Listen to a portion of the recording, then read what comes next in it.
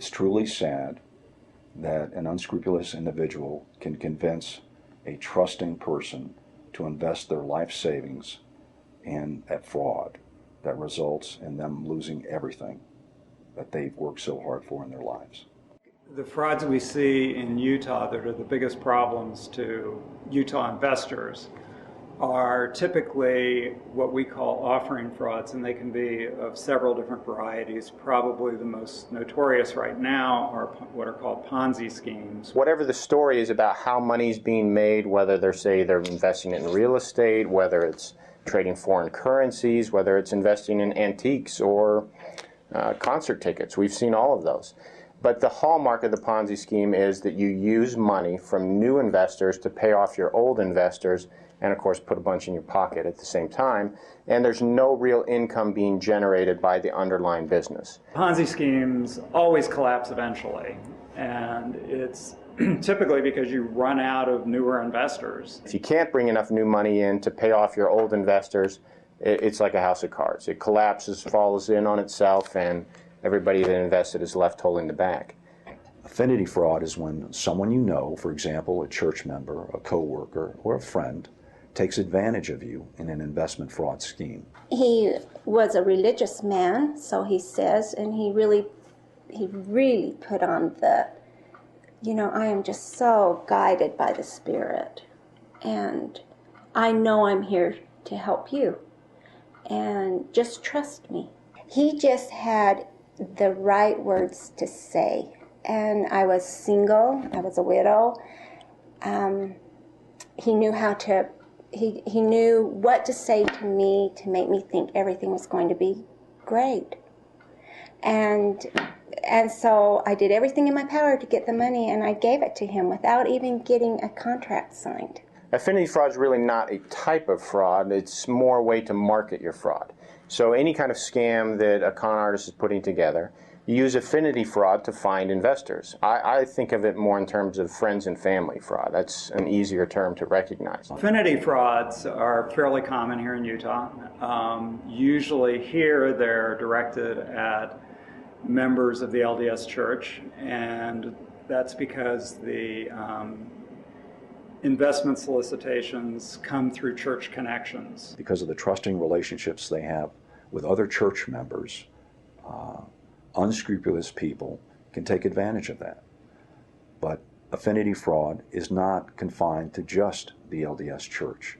Any other church member can become a victim of affinity fraud for the same reasons. We see affinity frauds in all kinds of varieties. They can be directed at ethnic groups or racial groups, other kinds of religious groups, and they're certainly not confined to Utah. We see them all over the country. People tend to not do the due diligence and research they should do because they think, well, this is a person I know. I go to church with him. He's been my neighbor for 15 years. Whatever the circumstances are, I work with this person. I know him. He's good for it. I can trust him. I think a lot of these scam investments are sold by people who are great salesmen, quite frankly. And they can be charming. They can use existing relationships they may have with investors. I had one defendant in a case many years ago who said, "Give me a story and I can sell it to anybody." And he was right. He had done it enough, and I think taken enough people's money and that's how he lived. And he had a great big home. He lived a really good lifestyle. If an individual asks you to keep the investment secret, that should send up red flags. If the individual drives a fancy car, lives in a large home, and makes a point of showing you all these things, don't necessarily believe that this individual is a sound investor. He may be a shyster that's trying to take your money. And so when a promoter comes to you and says, hey, I've got the answer. I can make you 3% a month, 4% a month, 5% a month, whatever it is, guaranteed with little or no risk. They're lying to you. There is no such investment. Risk, reward always go together. If you want high rewards, you're taking on high risk. I think the maxim buyer beware is appropriate. Individuals who want to invest their money have to complete their due diligence. Research the investment firm you're planning on investing your money with. Research the individual you're planning on investing your money with. Check out what's being offered through as many independent sources as you can. Just don't take the statements or materials given to you by the person selling you the security as truth. You know, when it comes to fraud, I think the best advice probably came from, well, it's what my grandmother used to say to me, and probably many grandmothers have said to many people through the years.